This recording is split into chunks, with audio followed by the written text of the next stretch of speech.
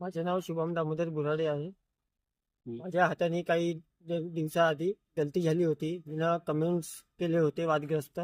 पण- बाबासाहेबांना शिवीगाळ केली होती. हं.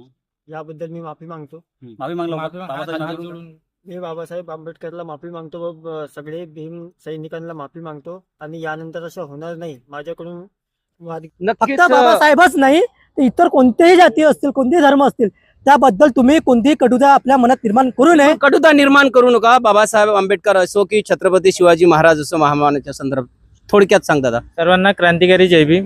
मी आकाश गजबे, भीम आर्मी, नागपूर जिल्हा महासचिव. मला अंकित भाऊचा फोन आलेला होता की सोशल मीडियावर एक मेसेज आलेला एका मुलाला की म्हणजे बाबासाहेबाबद्दल गलत बोलून राहिला आहे. तसंच मी हिंगण्या MIDCचा तो मुलगा आहे म्हणे. तसंच मी सर्व कार्यकर्त्यांना पाठवलं. मग मला माहीत पडलं की वाडी पोलीस स्टेशनला आहे. तसंच वाडी पोलीस स्टेशनच्या मतलब जेवढे पण कार्यकर्ते सर्वांना पाठवलं आणि पद्धतीने पाठवलं.